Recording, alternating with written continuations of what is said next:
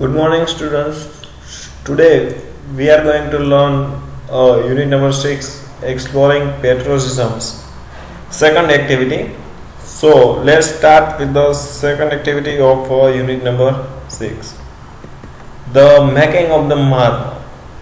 हम सब महात्मा गांधी जी को जानते ही हैं, उसका बिहेवियर, वो उसकी जो ही वॉज बोर्न इन 2 अक्टूबर, वो सब हमें बताइए। हम वो 2 अक्टूबर को गांधी जयंती सेलिब्रेट करते हैं, तो आज हम उनके बारे में पढ़ेंगे। मेकिंग ऑफ द महात्मा क्या है, तो कि वो महात्मा कैसे बने, उसके बारे में पूरा यूनिट दिया गया है। Gandhi ji became associated with the social life of Indians in South Africa since his arrival there in 1893। तो गांधी जी है वो साउथ अफ्रीका में 1893 को लॉ पढ़ने के लिए गए थे। वहाँ वो हमारे जो इंडियंस थे उसके साथ कैसे रहते थे वो सभी यहाँ पे दिया गया है।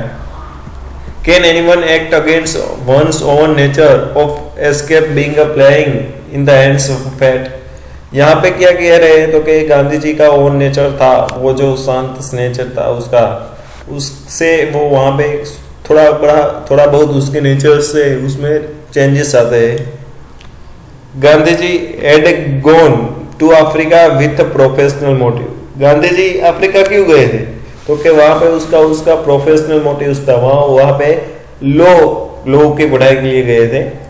But as must have been the design of destiny, लेकिन वहां पे वो गए, उसके बाद उसने डेस्टिनी, हमारी डेस्टिनी की डिजाइन उसकी आखिर डिजाइन का निर्माण किया। His 21 years stay in South Africa become the preparatory period that equipped him with the preservation and moral strength to emancipate society from the forces of untruth and violence with the spiritual antidote of truth and non-violence। मतलब कि यहाँ पे क्या कह रहे हैं, तो गए गांधी जी है वो साउथ अफ्रीका में 21 years 21 साल तक रहे थे।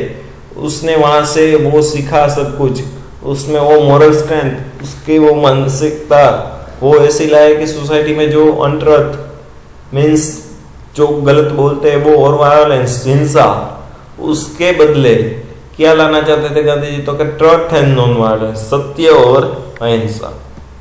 It was a life of pure dedication, for not once in 20 years did he ever project himself as one who was after fame or one asserting himself as the author of events। यहाँ पे के उसकी life है वो pure dedication, उसकी life है वो किस पर डेडिकेशन है, तो कि वो कोई 20 years वहाँ पे रहे, वो उसकी जात को वो अपने आप को फेमस नहीं करना चाहते, वो सम इवेंट, सम जो घटना बनती है उसके लिए वो लेखक थे। वहाँ पे उसने उसका एक प्रसंग लिया गया है, unwelcome visitor and expert from my experiment with truth। या ये गांधी जी की किताब का नाम है an excerpt from my experience with truth. उसमें से एक प्रसंग यहाँ पे लिया गया है। क्या कहते हैं, तो कि the port of Natal is called Durban and also as the port Natal Abdulla Seth had come to receive me. वहाँ पे डरबन, साउथ अफ्रीका का जो डरबन है, वहाँ का पोर्ट नाताल, वहां से गांधी जी को रिसीव करने अब्दुल्ला सेठ आए थे। As the ship reached the quay and the people of Natal come on board to meet their friends. जब शिप वहां पे रीच हुई, जब शिप वहां पे पहुंची, तब नाताल के जो लोग थे उसके फ्रेंड्स, उसके मित्रों से मिलने के लिए वहां पे काफी मात्रा में इकट्ठित हुए थे। I realise that Indians were not quite respected there. मैंने वहाँ पे रियलाइज किया, मैंने वहाँ पे देखा कि इंडियंस जो वहाँ पे इंडिया के जो लोग थे उसको ज़्यादा रिस्पेक्ट दी जाती है। I notice a kind of rudeness in behaviour of people who knew Abdullah सेठ। मैंने वो नोटिस किया कि जो अब्दुल्ला सेठ को जानते थे उसके साथ क्या रूडनेस, उसके साथ कैसा व्यवहार करते थे, वो मैंने सब देखा वहाँ पे। इट हर्ट मी, वो देख के मुझे दुख लगा कि इंडिया के लोगों को यहाँ पे इस तरह का रूड व्यवहार किया जाता है। He took me home and give me the room next to his. वो अब्दुल्ला सेठ है, वो मुझे उसके घर पे ले गए और उसके घर उसके पास के उसका जो रूम था उसके आगे का रूम मुझे दिया। Abdullah sets literacy level was low. उसका अब्दुल्ला सेठ का जो लिटरेसी लेवल था वो काफी कम था। But is knowledge through experience was immense. But उसका जो नॉलेज था वो एक्सपीरियंस से उसके पास जो नॉलेज था वो काफी ज्यादा था। He had a sharp intellect and was conscious of it. उसके पास ऐसी क्षमता थी कि वो जो भी देखते थे वो शार्प इंटेलेक्ट करते थे, वो सभी याद रख लेते। He had learn sufficient English for conversation through practice. उसने इतना इंग्लिश सीख लिया था कि वो कोई भी कन्वर्सेशन है वो इंग्लिश में कर सकते थे। वो उसका कैसे हुआ था, तो प्रैक्टिस की वजह से हुआ था। He managed all his work with that kind of English. वो उसका जो भी वर्क है, उसका जो भी काम है वो इसी इंग्लिश से चलाते थे। He was proud of Islam. वो इस्लाम धर्म के होने पे उसको प्राउड गर्व था। He was fond of discussing philosophy. वो फिलोसॉफी का डिस्कस करने में ज़्यादा उसमें ज़्यादा इंटरेस्ट लेते थे। वो जब भी फ्री होते थे फिलोसॉफी डिस्कस करते थे। On the second or third day, he took me to see the court of Durban.